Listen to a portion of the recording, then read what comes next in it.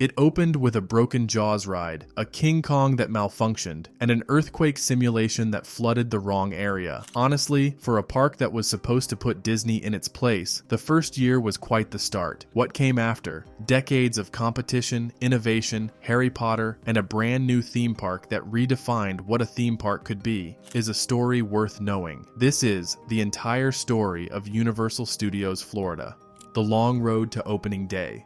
Universal Studios. Hollywood had been operating since 1964, essentially a working studio lot that opened its backstage to paying visitors, eventually growing into a full attraction with the famous studio tour at its core. King Kong Encounter, which debuted in 1986, was the attraction that changed the trajectory of the Hollywood park from tourist curiosity to genuine theme park destination. The encounter involved studio tour trams passing through a building where a 6.5-ton animatronic King Kong appeared to attack, with elaborate sound and sensory effects around it. Its success made something clear. People wanted to experience movies as environments, not just watch them. That insight drove the decision to take the concept to Florida. MCA Inc. had actually acquired 423 acres of Orlando land as far back as 1982, anticipating a Florida park. The project stalled for several years, partly because Universal wasn't entirely sure what form the park should take, and partly because the investment required was enormous. Construction finally began in 1986, with an estimated opening sometime around 1988 or 1989. The actual opening day was June 7, 1990. Those extra years of delay came with a significant cost. Disney got wind of what Universal was planning and accelerated its own development in the area, opening Disney MGM Studios, later renamed Hollywood Studios, on May 1, 1989, more than a year before Universal was ready. Disney had essentially walked into Universal's own concept first and established the Hollywood movie-themed park identity in Orlando before Universal could. The new park was built as a joint venture between MCA Universal and the Rank Organization, a British leisure company, with both holding 50% ownership. The total investment was approximately $631 million.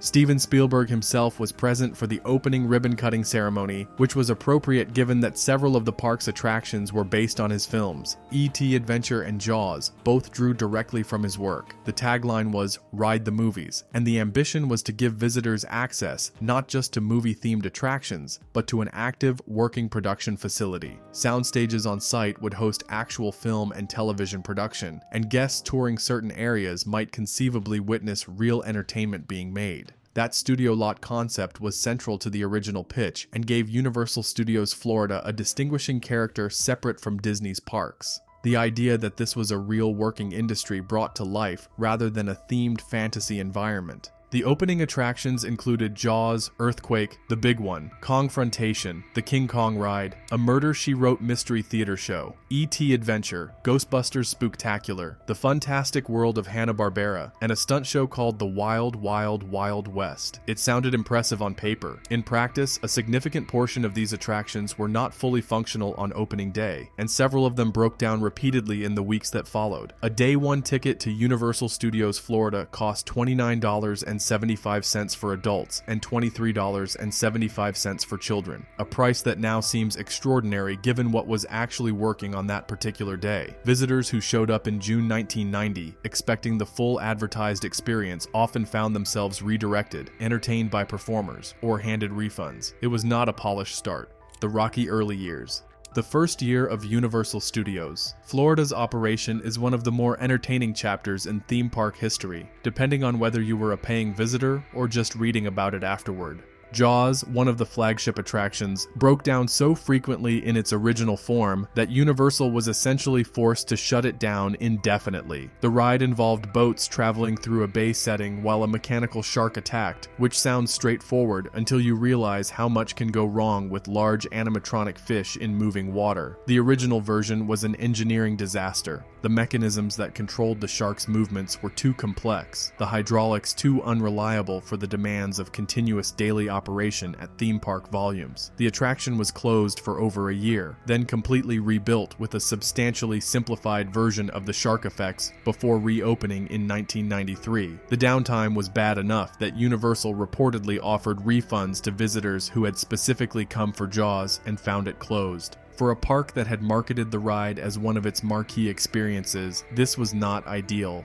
Kongfrontation, the King Kong attraction, involved guests boarding aerial gondolas that traveled through a simulated New York City setting before a giant animatronic King Kong. Reportedly, one of the largest animatronic figures ever constructed at the time, weighing several tons, lunged at the vehicle from between burning buildings. Kong was impressive when he worked. He was also prone to breakdown, and the smell of mechanical oil and hydraulic fluid that surrounded the attraction was very much part of the experience in ways the marketing materials hadn't mentioned. The ride operated in an inconsistent fashion through much of the early years before finding more reliable operation. It was eventually closed in September 2002, and the building redeveloped for Revenge of the Mummy. Earthquake. The big one simulated a major earthquake on a San Francisco subway set, involving actual flooding of the station, pyrotechnics, and a derailed subway car. This one worked more reliably than its fellow opening day attractions, and it became one of the park's more consistent early crowd pleasers, genuinely impressive for its time in terms of practical effects at scale.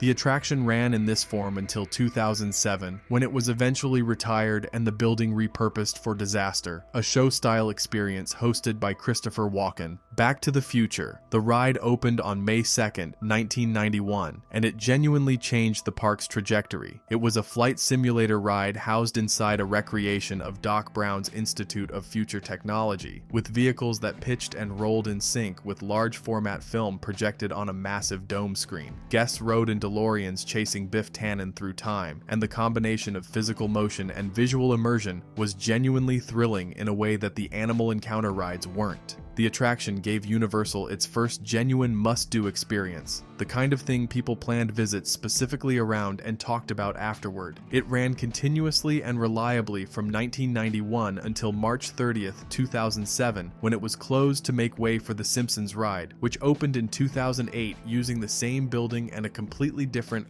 IP. Terminator 2. 3D opened in 1996 and raised the bar again. The attraction combined live stage performances with 3D film footage, specially shot by director James Cameron, bringing Arnold Schwarzenegger and Linda Hamilton back into their roles for new footage created specifically for the attraction. The sequence where T-800 and John Connor appeared to burst through the screen on motorcycles and into the live stage area was a genuinely jaw-dropping effect for its time. The Themed Entertainment Association named it Best New Attraction of the Year. It operated until 2017 and had a runtime of approximately 12 minutes that felt substantially more immersive than most film experiences of any kind. Through the early 1990s, the park was also developing its identity as a Halloween destination. What started as a modest Fright Nights event in 1990 gradually evolved into Halloween Horror Nights, adding elaborate haunted house experiences, scare zones staffed by costumed performers, and eventually high-profile horror IP partnerships with properties like A Nightmare on Elm Street,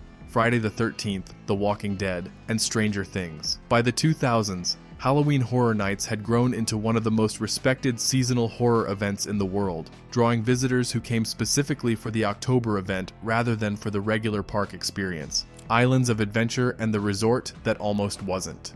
The decision to build a second theme park came formally in September 1993, when Universal announced plans for Universal's Islands of Adventure and City Walk. The announcement was straightforward. The execution was anything but. Construction on Islands of Adventure didn't begin until 1997, 4 years after the announcement, due to a combination of ownership changes, financial negotiations, and the sheer complexity of what was being designed. During that period, Universal's parent company changed hands twice. MCA was purchased by Matsushita Electronics in 1991 and then sold to the Seagram Company in 1995. Each ownership transition brought its own period of uncertainty about investment priorities and strategic direction. The estimated cost for the entire expansion, Islands of Adventure, City Walk, and the resort hotels, ran to approximately $2.5 billion, making it one of the largest single investments in theme park history at the time. Universal City Walk, the entertainment complex linking the two parks, opened on February 4, 1999, transforming what had been a parking lot into a cluster of restaurants, shops, music venues, and entertainment that could function as a destination independently of either park. park. Islands of Adventure officially opened on May 28, 1999, with a soft opening having started March 27th that year.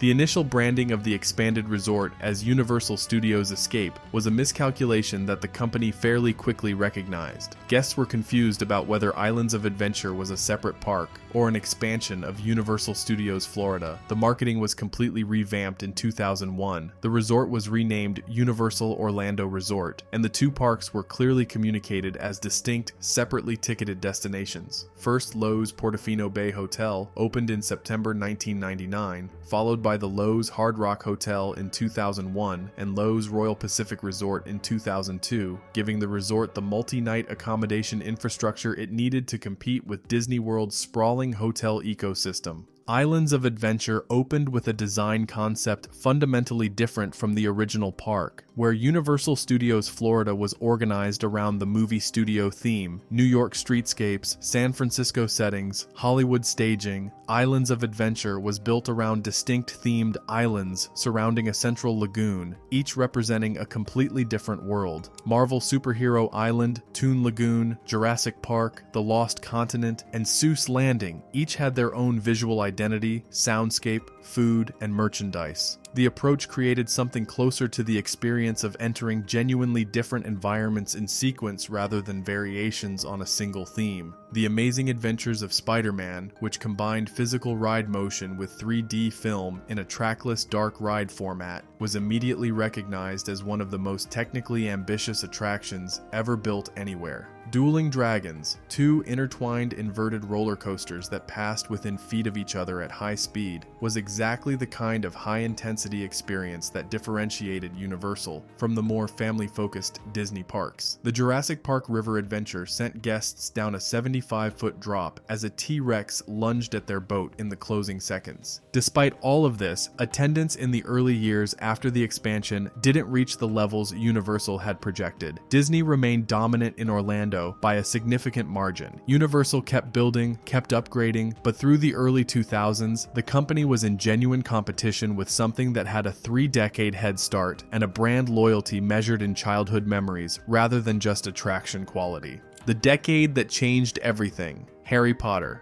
If there's a single moment that definitively shifted Universal Orlando from Disney's lesser competitor to destination in its own right, it was the announcement and eventual opening of the Wizarding World of Harry Potter. The concept was developed in partnership with author J.K. Rowling and Warner Brothers, the studio behind the Harry Potter film franchise. Universal had been in conversations about a Harry Potter deal for several years before reaching an agreement. The story that Disney passed on the opportunity before Universal secured it has circulated for years in theme park circles and has never been fully confirmed or denied by either company, but it remains a piece of industry lore that gets referenced in certain business school conversations about missed opportunities. What is certain is that the deal Universal eventually signed was the most significant IP licensing agreement in theme park history since Disney's own studio partnerships decades earlier. The Wizarding World of Harry Potter, Hogsmeade, opened at Islands of Adventure on June 18, 2010. The design was extraordinary by any standard. Universal had brought in Stuart Craig, the actual production designer responsible for the visual environments of all 8 Harry Potter films, to ensure the physical spaces matched what fans had seen on screen. Hogsmeade Village, with its snow-capped rooftops and crooked chimney pots, the Hogwarts Express visible in the distance at one end, Honeydukes and Ollivanders and the 3 broomsticks visible along the central street,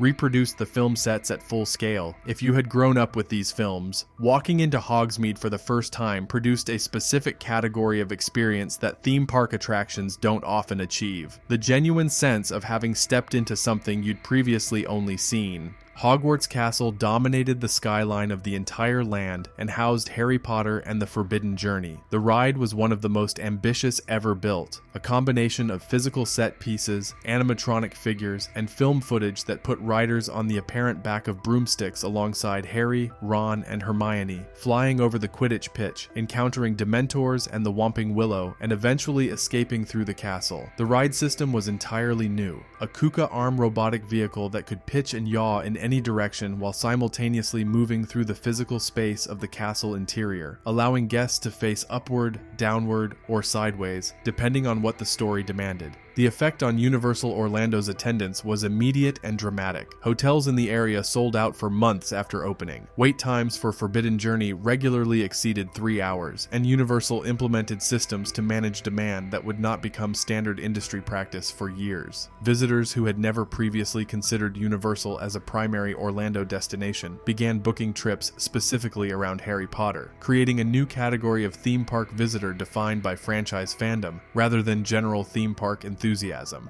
Diagon Alley opened at Universal Studios Florida on July 8, 2014. Connecting the two Wizarding World areas was the Hogwarts Express, a full-scale recreation of the steam locomotive, operating as a functional ride that transported guests between the two parks as a one-way journey. Riding London to Hogsmeade delivered a different experience from Hogsmeade to London, with different content in the compartments. Using the Hogwarts Express required a park-to-park ticket, which effectively made visiting both parks nearly mandatory for any Harry Potter fan, and dramatically increased the value of the two-park experience. The Gringotts ride at Diagon Alley blended physical coaster movement with screen footage and practical effects in a format that felt genuinely cinematic, placing guests inside the events of Harry Potter and the Deathly Hallows as Gringotts Bank was robbed above them. The Simpsons ride replaced Back to the Future in 2008, using the same building and updated simulator technology, with Springfield-themed queue environments that extended the experience through a carefully designed waiting area themed to Krusty Land. Springfield, home of The Simpsons, expanded around it in 2013, adding Moe's Tavern, Krusty Burger, the Quickie Mart, and a physical environment themed to the animated town that had been running continuously since 1989. Transformers, the ride 3D, opened in 2013, using a ride format similar to Spider-Man, but with the Transformers IP and updated screen technology, and delivered the franchise's robot warfare experience in a way that worked substantially better in a ride environment than any of the films had managed in their own right. The Marvel licensing situation at Universal deserves a specific note. Universal's Islands of Adventure had secured the rights to use Marvel characters in its Florida parks, and Marvel Superhero Island, with Spider-Man, Doctor Doom's Fearfall, and the Incredible Hulk coaster, was among the park's most popular areas from opening day. After Disney acquired Marvel Entertainment in 2009, it retained the right to use Marvel characters at Disney parks elsewhere, but Universal's pre-existing Florida agreement remained in place. The result was the somewhat unusual situation of Spider-Man and the Hulk being prominent attractions at a competitor's park, a contractual circumstance that neither company particularly advertised, but that generated considerable discussion among theme park enthusiasts, tracking the implications of major IP consolidation. Universal can continue operating the existing Marvel attractions under its agreement. It simply cannot add new Marvel attractions without specific licensing arrangements.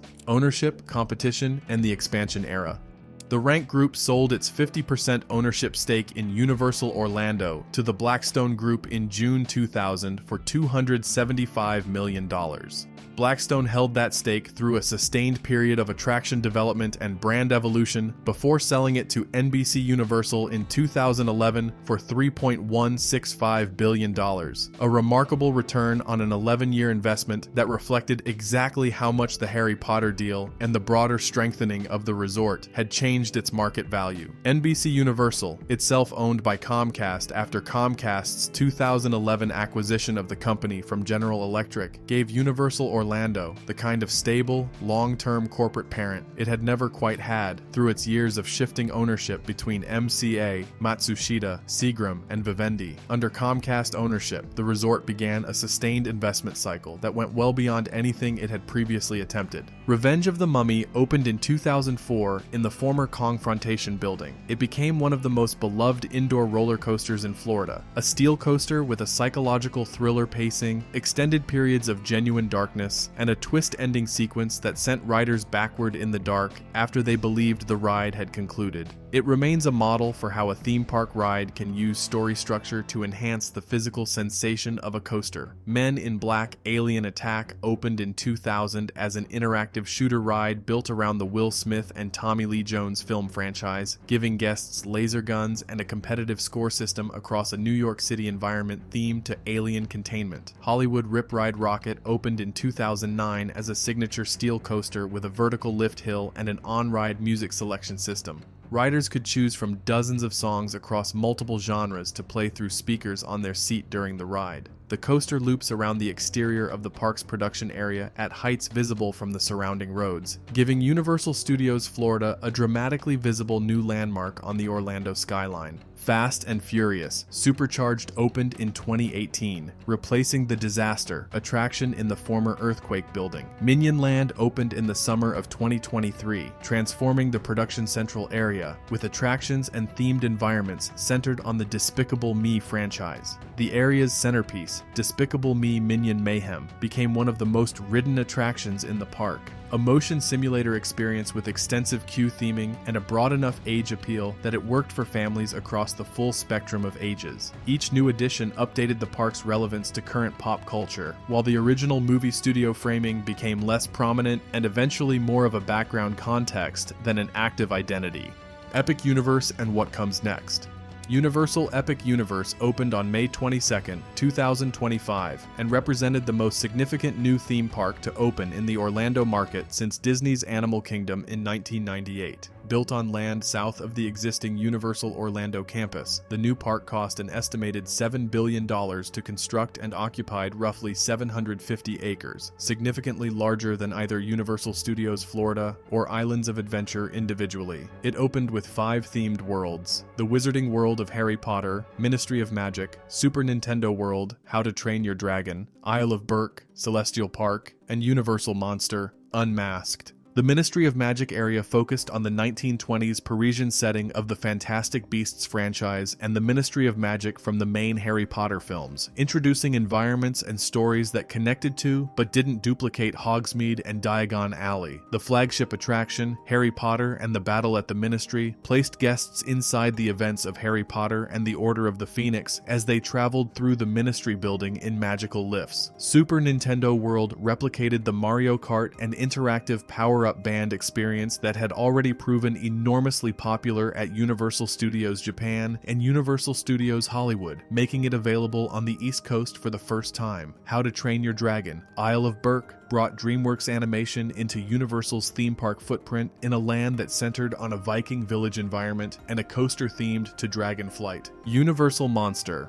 Unmasked represented one of the more genuinely distinctive choices in the park's design. Rather than adapting a contemporary film franchise, it drew on Universal's own century-old classic horror catalog: Frankenstein, Dracula, The Phantom of the Opera, The Bride of Frankenstein, The Wolf Man. The aesthetic was theatrical and slightly dark, creating an environment visually unlike anything else in either Universal Park or in Walt Disney World. The opening of Epic Universe repositioned Universal Orlando in the Orlando market in a way that nothing since Harry Potter had done. Universal went from 2 theme parks and a water park to 4 parks total. Universal Studios Florida, Islands of Adventure, Volcano Bay, and now Epic Universe, giving the resort a multi-day footprint comparable to Walt Disney World for the first time in its entire history. Annual passes covering all 4 parks became a meaningful primary choice for Orlando visitors, rather than something purchased as an addition to a Disney trip. The competitive impact on Disney was visible even before Epic Universe opened, with Walt Disney World announcing substantial expansion plans that accelerated in pace as Universal's opening date approached. A new park concept for Disney World targeting a future opening, investments in existing park infrastructure, and a renewed commitment to attraction development across all 4 parks, all reflected the reality that the Orlando market had shifted from a single dominant player with a secondary competitor to something more closely resembling genuine matched competition.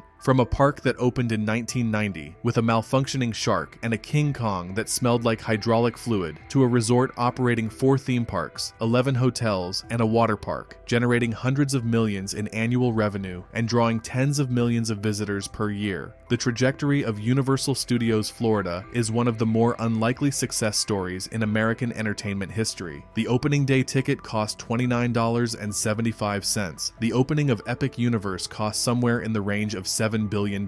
That's quite a journey. If you enjoyed this video, please like and subscribe to our channel so you never miss out on more fascinating stories.